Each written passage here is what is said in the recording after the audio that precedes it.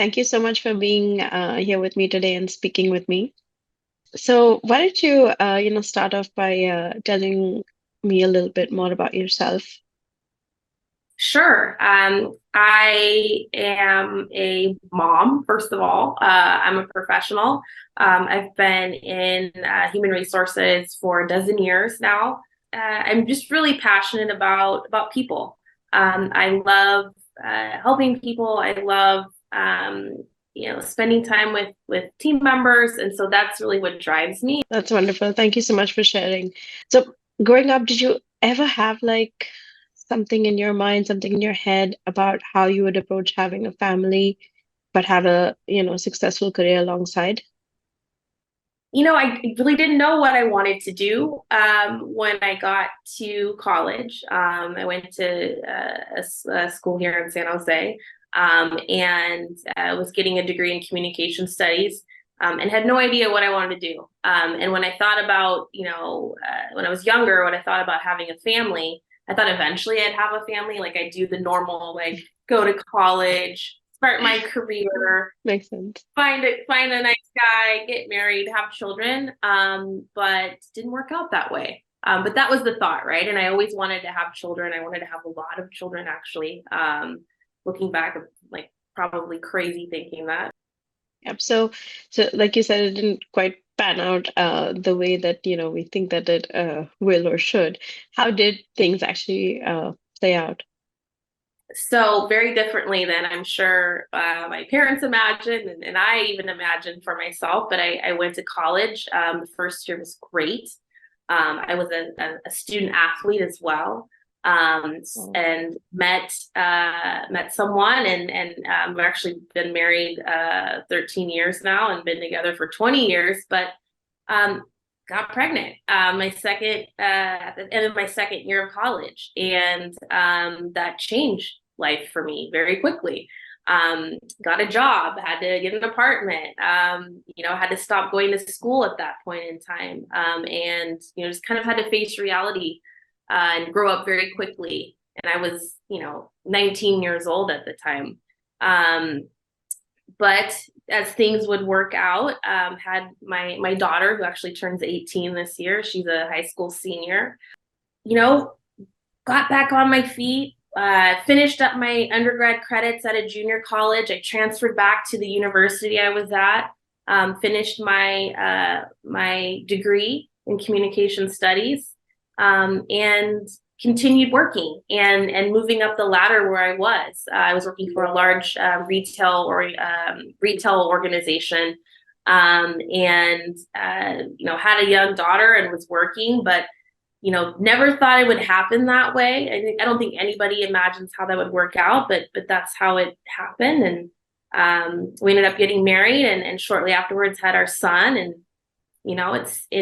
it's been an interesting ride. But when I look back and I look back at my daughter, and she's a senior, and where she's at, and our son, I mean, I couldn't be more proud of our children and the family that we have. that's amazing.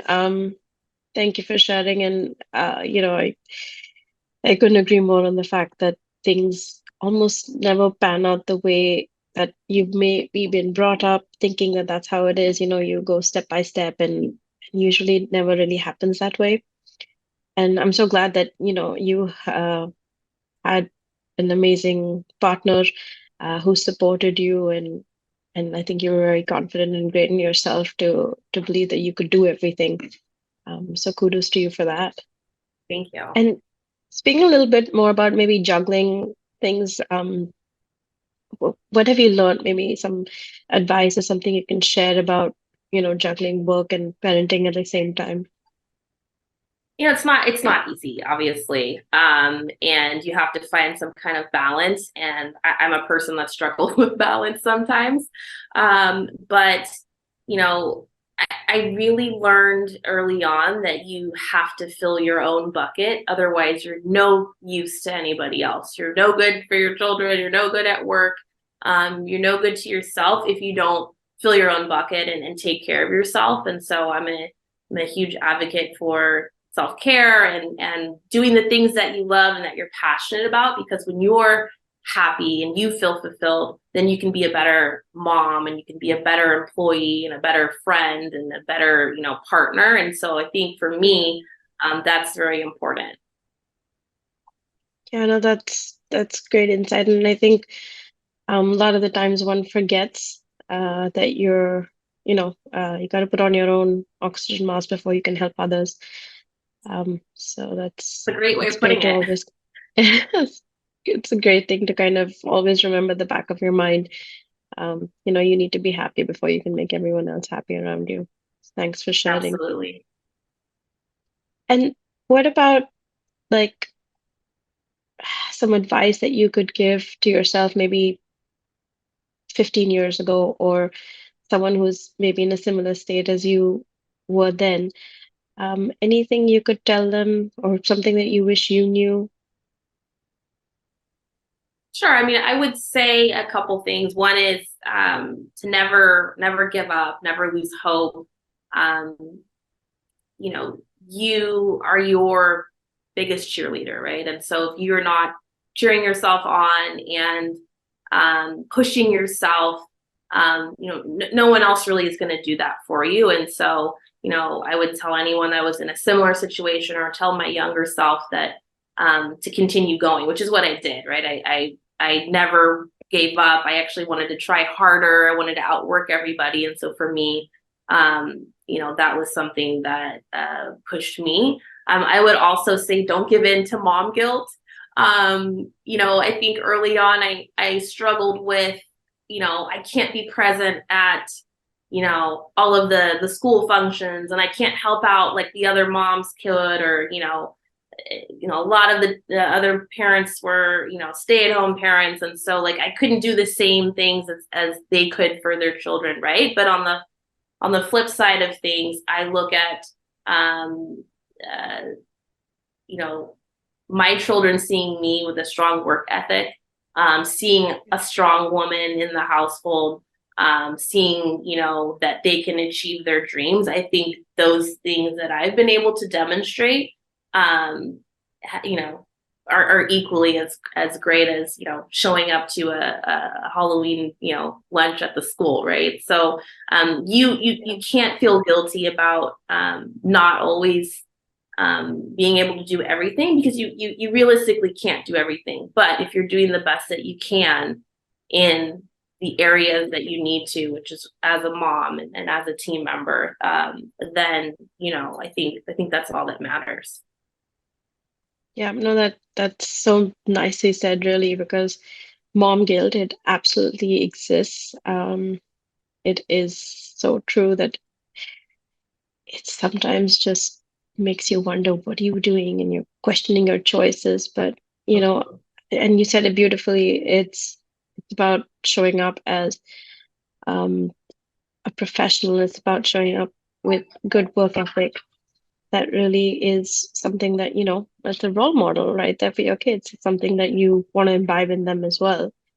Yes, yeah, as it should, right? I mean, I think being that role model and showing, especially having a daughter, showing her that she can achieve whatever she wants if she puts her mind to it, and that you can have, I don't want to say you can have it all, right? But you can have as much as you can take on and you can handle, and I think that you can have a healthy balance, and that's what I'm trying to show her. No, that's great. And speaking of maybe having it all, who has been, let's say, your biggest ally or supporter?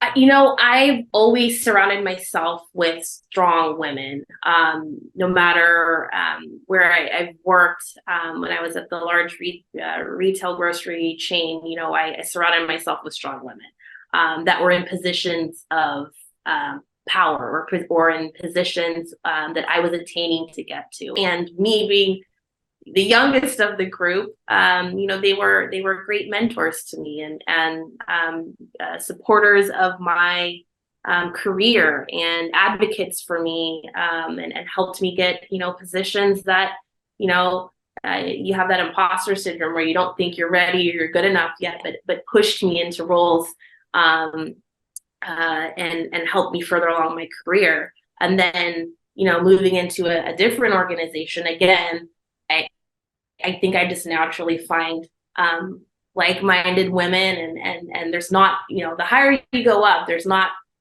as many women, right, Yeah. in these positions. And then of course, like, I couldn't have done any of this, especially early on, without my own mother, who, was daycare for me and helped drive my kids to school. And when I have meetings, she still helps me out if I need, some kind of assistance with such a busy schedule. And so, I appreciate having her and the other women in my life. Well, that's amazing, and I'm so happy that you found, your tribe. Maybe at various different places, but you did have that support and group of women who you could lean into. And I hear you on the imposter syndrome. I think at some point in time or the other, probably more often than not, one does go through it, and you're like, "Oh my God, what am I doing? Is this for me? Can I do this?" And then you have, your cheer squad, and when Mm-hmm. you're down, they'll pick you up. And I think it's a beautiful synergy of energies that come together and say, "Hey, you can do this even when you feel like you can't." Absolutely. And I think there's nothing more powerful than a group of women supporting each other. I mean, I'm in a very male dominated industry, and there's not many of us in leadership roles. And the ones of us that there are, we are a network and a tribe, as you said, or in a support system for each other. And when one of us is down, or one of us, if I want to bounce an idea off of somebody, these are the people that I go to, and I know that they have my back, and equally I have their back in turn. Thank you so much for sharing, your personal stories, all your wonderful insight. You're welcome, Divya, and it was great speaking with you, and I'm happy that I'm able to share, and hopefully something that I've said resonates with someone out there. Thank you so much. You're welcome.